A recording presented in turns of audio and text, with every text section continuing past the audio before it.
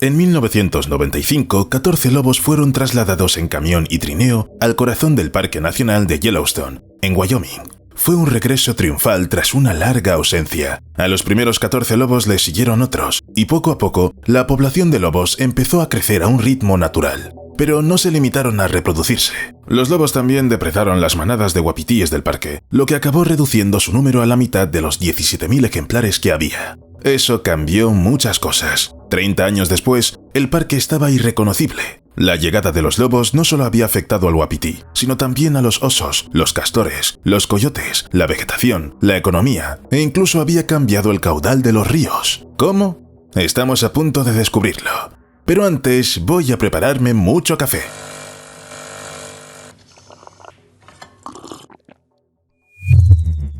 Un discreto recordatorio a hacer algo debajo del vídeo por si se te olvida hacerlo. Y gracias por... ya sabes qué.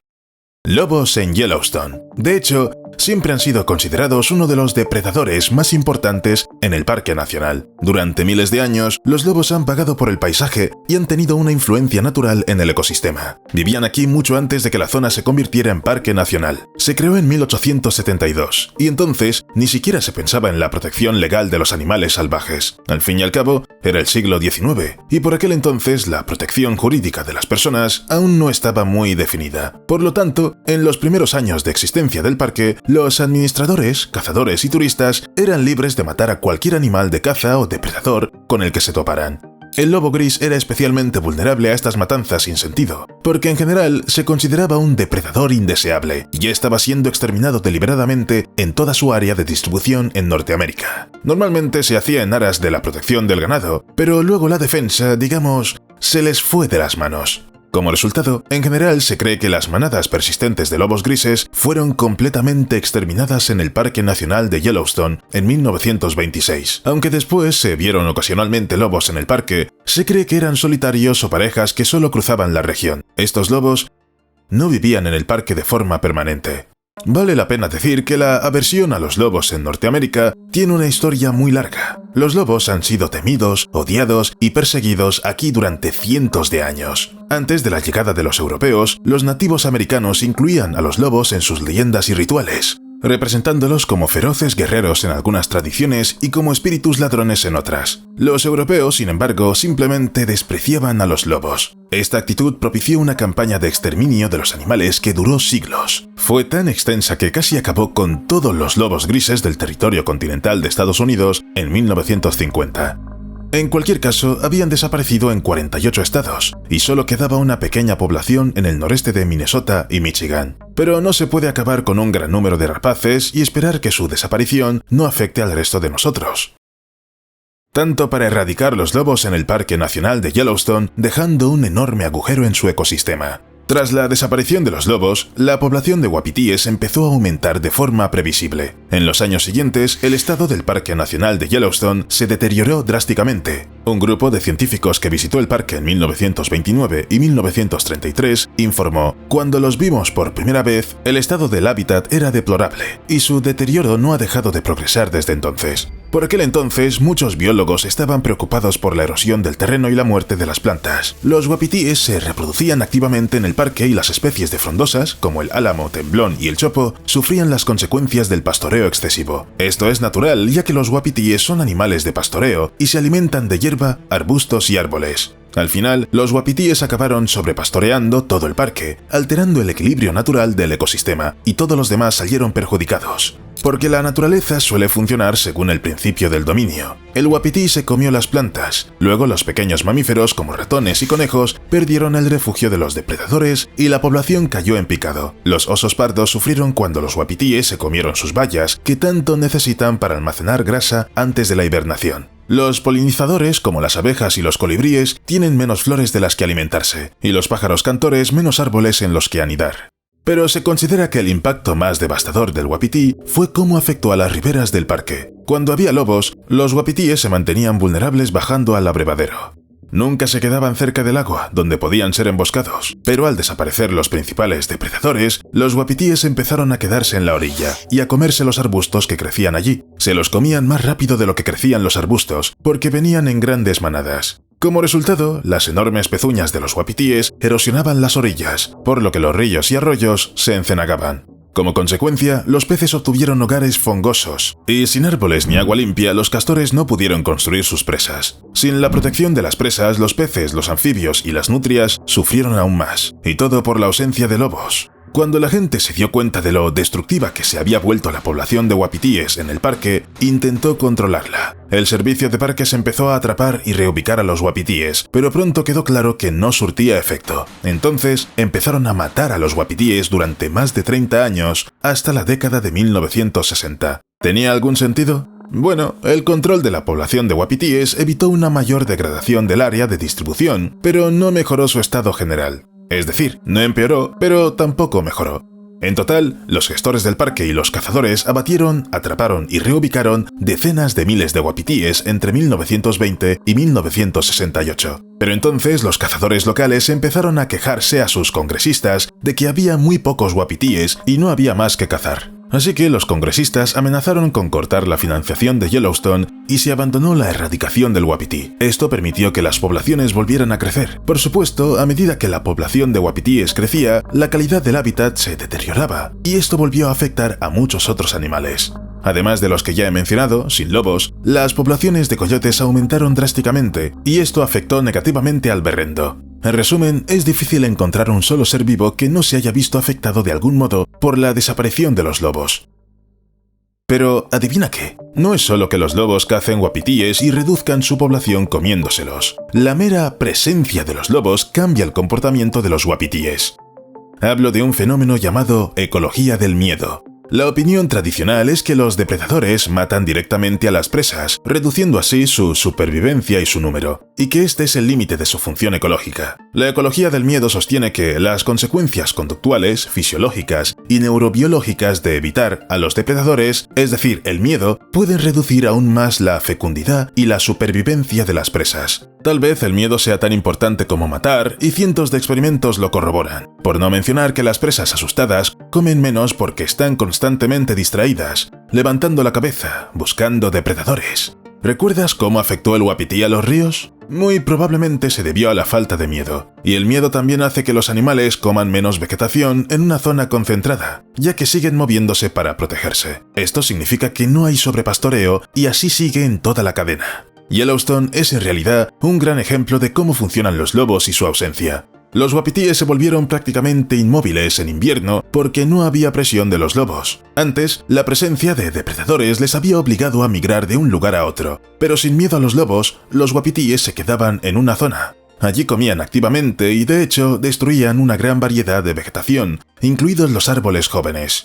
En general, la situación dejaba mucho que desear, y en ocasiones los ecologistas mencionaron la posibilidad de volver a traer lobos a Yellowstone para controlar la población de uapitíes de forma natural. Sin embargo, los gestores de Yellowstone no estaban muy dispuestos a traer de vuelta a los lobos, sobre todo después de que los depredadores hubieran sido exterminados con tanto éxito. Sin embargo, la gente empezó a sospechar algo. En la década de 1940 empezaron a aparecer estudios sobre los beneficios y la importancia de los lobos. En la década de 1960, la comprensión cultural y científica de los ecosistemas cambió las actitudes hacia el lobo y otros grandes depredadores. Finalmente, en 1991, el Congreso ordenó al Servicio de Pesca y Vida Silvestre de Estados Unidos que elaborara una declaración de impacto ambiental, y la declaración tenía un objetivo claro: devolver los lobos al Parque Nacional de Yellowstone. Hay que reconocer que la decisión suscitó polémica y oposición. Los primeros en indignarse fueron los ganaderos que se encontraban a lo largo de los límites del parque. Temían que los lobos salieran de su zona de distribución y mataran a su ganado. Y no se puede decir que fueron temores infundados, porque efectivamente hubo víctimas. De cara al futuro, el grupo ecologista Defenders of Wildlife ha estado indemnizando a los ganaderos que han perdido ganado a manos de los lobos. Además de los ganaderos, algunos grupos ecologistas se opusieron a la reintroducción de los lobos en Yellowstone, porque estos lobos no estaban plenamente protegidos por la ley de especies en peligro. Aún así, se decidió traer de vuelta a los lobos. En enero de 1995, funcionarios de vida salvaje de Estados Unidos y Canadá capturaron 14 lobos de varias manadas al este del Parque Nacional de Jasper. Los llevaron a Yellowstone en 2 tandas, 8 lobos el 12 de enero y los 6 restantes el 20 de enero. Pero los animales no podían ser enviados a la naturaleza sin preparación alguna, por lo que primero fueron liberados en 3 corrales para su aclimatación. En marzo de 1995 se abrieron los corrales, y entre el 21 y el 31 de marzo de 1995, los 14 lobos ya estaban en libertad. Después llegaron a Yellowstone otros 17 lobos capturados en Canadá, lo que ocurrió en enero de 1996, un año más tarde. En principio, la reintroducción iba a durar entre 3 y 5 años, pero estos fueron los últimos lobos liberados en el parque. Los funcionarios pensaron que serían suficientes para la reproducción natural y la creación de una nueva población. Y resultaron tener razón. Algunos expertos temían que los lobos, con su instinto de volver a casa, se dirigieran al norte de donde fueron capturados. Pero los corrales de aclimatación funcionaron y además les dieron a los lobos unos cadáveres de guapitíes para que los depredadores probaran el nuevo alimento. Y está claro que les gustó. En 1995 había 14 lobos en el parque. En 1996 ya 31. Por desgracia, no hay información precisa sobre el número de manadas en el Parque Nacional hasta el año 2000. El seguimiento se extendió por todo el gran ecosistema de Yellowstone. Para que te hagas una idea, este ecosistema abarca una superficie de unos 89.000 kilómetros cuadrados, de los cuales el parque solo cubre 8.900 kilómetros cuadrados. Sin embargo, sabemos que en 2000 ya había 8 manadas de lobos en el Parque Nacional, que incluían 119 lobos. En 2013 había 14 manadas con 174 lobos. Periódicamente el número disminuía, luego volvía a aumentar, pero en los últimos años se ha mantenido en unas 10 manadas y unos 100 individuos. La mayor parte del descenso de la población se ha producido en las manadas del norte del área de distribución, donde se ha debido principalmente al descenso de la población de guapitíes y del territorio disponible. El moquillo canino y la sama también han sido factores del declive de la población, pero en general todo puede calificarse de natural. El regreso de los lobos ha sido, en efecto, un éxito. Los biólogos se enfrentan a menudo a la sombría tarea de documentar los efectos en cascada de lo que ocurre cuando una especie desaparece de un ecosistema. Sí, tú sabes sin mí que las especies desaparecen todo el tiempo, o son exterminadas o simplemente se extinguen. Pero en Yellowstone, los biólogos tienen una oportunidad rara, casi única, de documentar lo que ocurre cuando un ecosistema vuelve a estar completo. Los lobos han contribuido al declive de la población de guapitíes, que ha pasado de 17.000 ejemplares en 1995 a solo 4.000 en la actualidad. Pero no hay que preocuparse por los guapitíes. Es un proceso natural, y como solo han sobrevivido los individuos más sanos, la población se ha vuelto mucho más robusta. Además, toda esta caza activa de guapitíes lleva más presas para una amplia gama de animales, como cuervos, glotones, águilas americanas, águilas reales, osos grises, osos negros americanos, arrendajos, urracas, alcaudones, martas y coyotes, entre otros. Por cierto, antes de la reintroducción, los expertos predijeron que un lobo mataría una media de 12 guapitíes al año. Esa estimación resultó ser demasiado baja, ya que ahora el lobo mata una media de 22 guapitíes al año. Y este descenso del número de guapitíes ha provocado cambios en la flora. Por ejemplo, hay más sauces, chopos y álamos temblones en los márgenes de las zonas boscosas. Algunos estudios han demostrado que incluso el comportamiento del guapití ha cambiado significativamente a causa de los lobos. ¿Te acuerdas? Ecología del miedo. La presencia constante de lobos ha empujado al guapití a hábitats menos favorables, ha aumentado sus niveles de estrés y ha reducido sus tasas de nutrición y fertilidad en general. Los herbívoros empezaron a evitar zonas como valles y desfiladeros donde podían ser cazados fácilmente por los depredadores. Como resultado, estas zonas empezaron a recuperarse y muchas especies perdidas volvieron de nuevo a casa. La vida vegetal empezó a florecer a lo largo de las riberas y la erosión se redujo considerablemente. La estabilización de las riberas hizo que los ríos y arroyos cambiaran de curso. Solo 30 lobos transformaron el paisaje de todo el parque. Desencadenaron toda una avalancha de cambios. Y todo el mundo parece haberse beneficiado. Desde la reintroducción de los lobos, su caza activa del guapití ha beneficiado a la población de osos grises en Yellowstone. Esto ha llevado a un aumento significativo en el crecimiento de bayas en el parque, y los osos grises realmente necesitan bayas. La población de osos también ha aumentado como resultado. Los coyotes, por su parte, han disminuido. Antes de que volvieran los lobos, el Parque Nacional de Yellowstone tenía una de las poblaciones de coyotes más grandes y estables de Norteamérica, y todo gracias a la ausencia de humanos. 2 años después de la reintroducción de los lobos, hay casi la mitad de coyotes. Puede que no parezca algo bueno, pero estamos hablando de la vida salvaje. Todo está interconectado. Los coyotes suprimen de forma natural a los zorros, por lo que el descenso de la población de coyotes ha provocado un aumento de zorros. Esto a su vez cambia las posibilidades de supervivencia de las presas de los coyotes, como liebres y ciervos jóvenes, así como de pequeños roedores y aves que anidan en el suelo y que los zorros persiguen. Los cambios afectan a la frecuencia con que comen determinadas raíces, brotes, semillas e insectos, alterando el equilibrio de las comunidades vegetales locales. Y así sucesivamente en la cadena alimentaria hasta los hongos y microbios. Y todo empieza con el lobo. La matanza de coyotes por los lobos también aumenta las poblaciones de conejos y ratones. Esto crea una mayor fuente de alimento para halcones, comadrejas, zorros y tejones. La presencia de lobos también coincidió con un fuerte aumento de la población de castores en el parque. Por ejemplo, en 2001 solo había una colonia de castores en Yellowstone, y en 2011 había 9. Los lobos obligaron a los uapitíes a dispersarse y a no destruir los matorrales de sauces, plantas que los castores necesitan para sobrevivir al invierno. A medida que los uapitíes se desplazaban durante el invierno, los matorrales de sauces se recuperaban del intenso desplume. Como resultado, los castores redescubrieron una abundante fuente de alimento y su población aumentó. La renovada presencia de castores en el ecosistema está teniendo un impacto significativo en la cuenca local. Ya tenemos hecho un par de vídeos sobre este tema, pero fue hace bastante tiempo, así que lo aclararé. Las presas de castores equilibran las fluctuaciones estacionales del caudal, conservan el agua para la recarga de las aguas subterráneas y proporcionan un entorno fresco y confortable para los peces. Las presas también protegen contra la erosión y crean nuevos hábitats para nutrias, bisones, aves zancudas, aves acuáticas, peces, anfibios y muchos otros. En resumen, las cosas son mejores con castores que sin ellos. Los lobos han afectado incluso a la economía. Según los responsables del parque, cuando los lobos fueron transportados por primera vez a Yellowstone, causaron tal revuelo entre la gente que fue como si en lugar de lobos hubieran traído al parque a los Beatles. En 2005, más de 100.000 personas visitaron el Parque Nacional de Yellowstone solo para ver los lobos. Esto aportó $30 millones a la economía local. Con la oportunidad de ver lobos, el aumento anual de los ingresos en Yellowstone y sus alrededores se estima en $43 millones. El número de turistas que visitan el parque cada año también ha aumentado desde la reintroducción. Y aunque el turismo de observación de lobos es un fenómeno relativamente nuevo, ya se ha convertido en una fuente creciente de ingresos en Montana. En 2021, el Kimpton Armory Hotel Bozeman empezó a ofrecer un paquete de observación de lobos. Cuesta a partir de $624 e incluye una estancia de una noche y una excursión de un día a Yellowstone.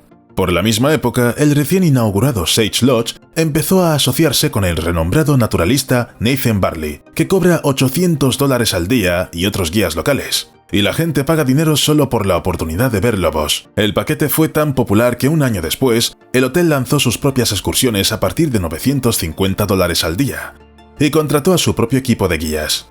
Y en el verano de 2022, el Four Seasons Resorts and Residences de Jackson Hole, Wyoming, anunció que iba a añadir un paquete de observación de lobos de $16.000 que incluye un vuelo privado a la entrada norte de Yellowstone. La suma es enorme, pero por el bien de los lobos, la gente está dispuesta a pagar incluso esa cantidad de dinero. Razón de más para afirmar que Yellowstone es el mejor lugar del planeta para ver estos animales legendarios, y legiones de aventureros y entusiastas de la vida salvaje acuden en masa. Y toda esta gente trae dinero, con un turismo floreciente que crea puestos de trabajo. Sí, todo gracias a los lobos.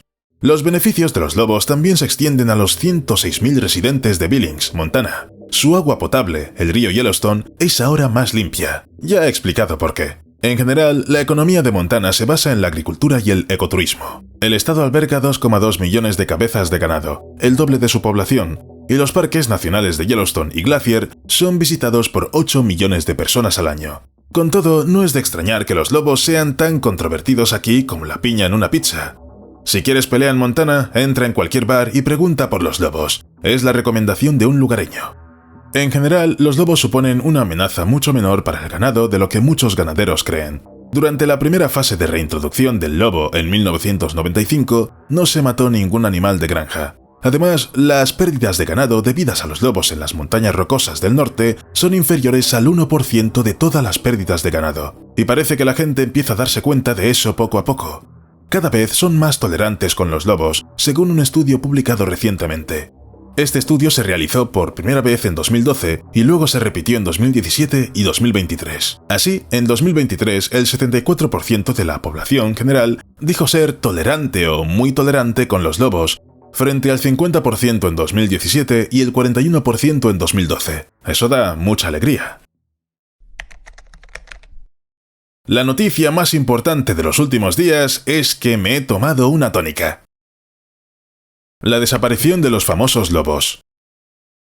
Hoy hemos hablado mucho de los beneficios medioambientales de los lobos, así que es poco probable que el parque de Yellowstone quiera enfrentarse a otro exterminio. Pero parece que algo parecido está ocurriendo después de todo, aunque no a una escala catastrófica. En enero de 2025 apareció la noticia de que el parque había perdido a la matriarca de lobos favorita de todos, a la que incluso se llamaba la reina de los lobos. La historia es bastante triste. La loba 907F murió el día de Navidad debido a las heridas sufridas en una pelea con la manada de Rescue Creek. Tenía casi 12 años, mucho más que la esperanza de vida típica de la mayoría de los lobos de Yellowstone, estimada en 3,5 a 4 años. Y de hecho parece increíble que la loba consiguiera vivir tanto.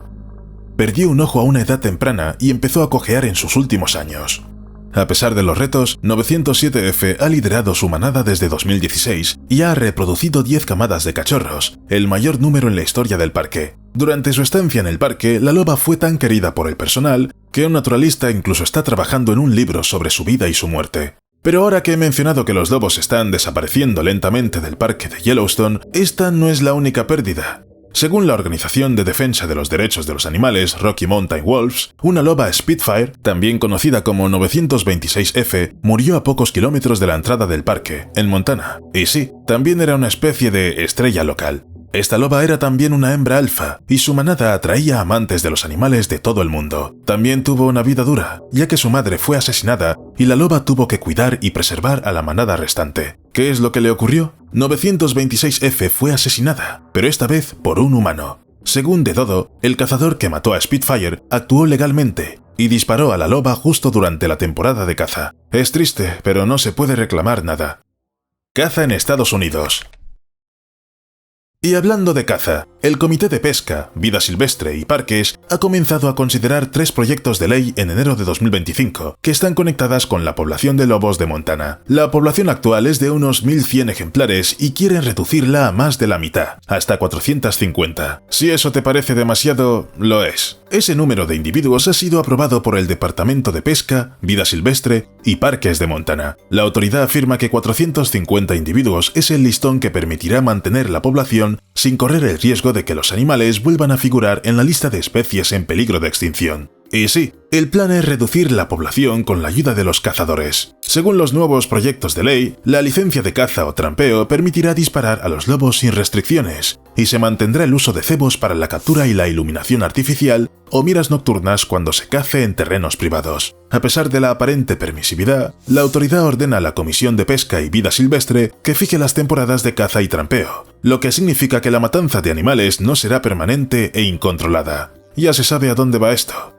¿Y por qué de hecho decidieron reducir la población de lobos? Todo tiene que ver con la depredación.